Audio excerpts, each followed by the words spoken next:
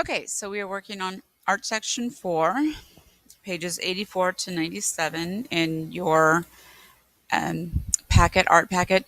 And again, you should be highlighting the text as we go through this. So we are now dealing with Western Africa, and those countries will be Senegal, Guinea, Ivory Coast, which is right here, Ghana, Togo, Benin, and Nigeria, and Cameroon. Okay. Not doing anything with Liberia or Sierra Leone or this one. Okay, so the low plains, they had access to the Atlantic Ocean to the west and south. The north is semi arid and it blends then into the Sahara Desert, not predominantly Bantu speaking. Some of the most powerful kingdoms were here the Asante, Ife, and Benin. Earlier societies were the Nok and the Igbo. Then colonialism came in and slave trade. Then there was civil war and instability. Transatlantic slave trade. These were the western section of Africa was most affected by the slave trade. They already had contact with Europe, and of course, they started entering into economic trade with them. Huge numbers of people were captured and sold, and there are still impacts felt today. Portugal and Germany were minor in West Africa. France and then England, very big in colonial times. And all of the African portions fell to Europe except for Liberia. The Nok culture in northern Nigeria. No oral or written histories are left of the culture. It is believed to have been in existence from 900 BCE to 200 CE. People migrated around 3000 BCE due to drought, and the expansion of the desert also caused people to move, and they would go to land that had a more favorable climate. And here there is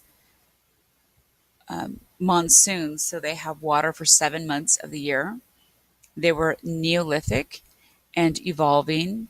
They began using iron as well, perhaps as early as 400 BCE. And knowledge of the Nok culture comes from excavations made in Nigeria. The discovery in 1880s, there was tin mining going on in the Jos Plateau. A British employee of the Royal Niger Company was wanted to purchase. They wanted to have. They were purchasing tin and they wanted to find the source for it. So instead of purchasing it from people, then they could actually just have their own mining companies.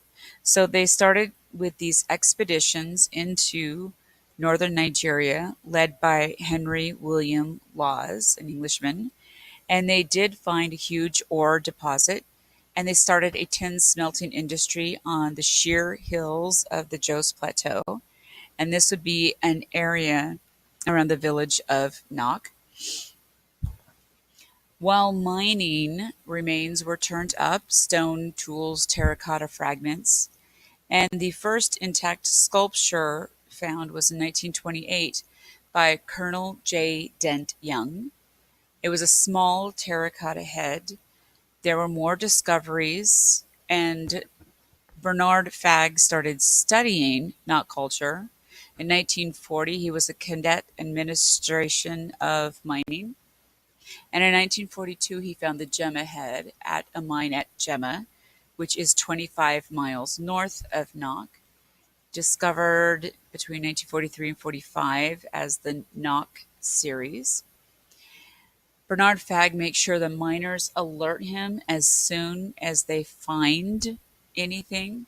He wants to work with the local population so they will cooperate in reporting and preserving anything that they find Sometimes even the locals would destroy things either out of superstition or ignorance. So Fagg became the leading expert of Nok art. He set up an archaeological reserve in 1947. In 1952, starts a national museum in Jos for Nok material. He completed a survey in 1977 with 153 objects.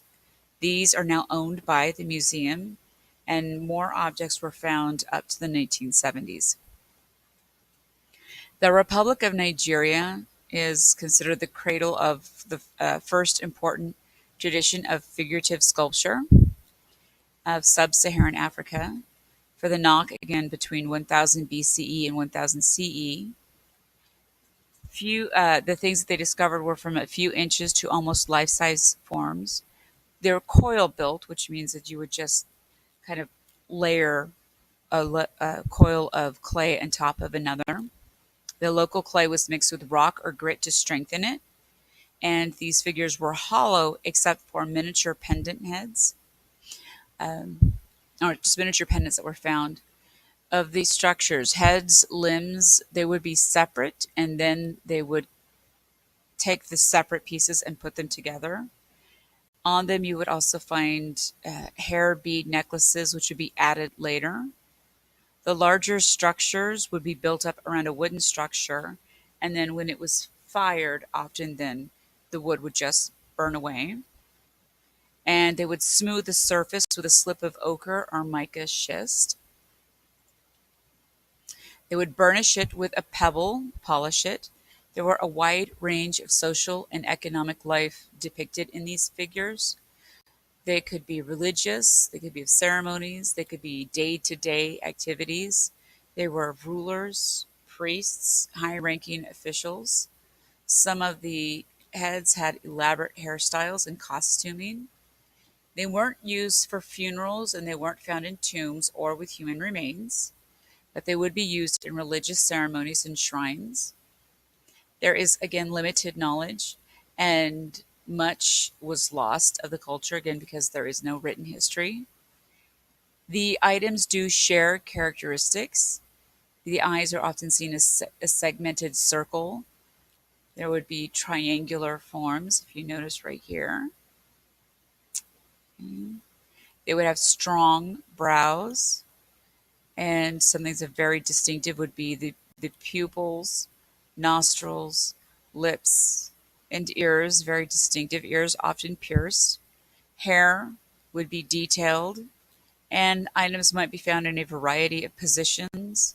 You could tell the difference between a male and a female, and again, the characteristics among the pieces were consistent.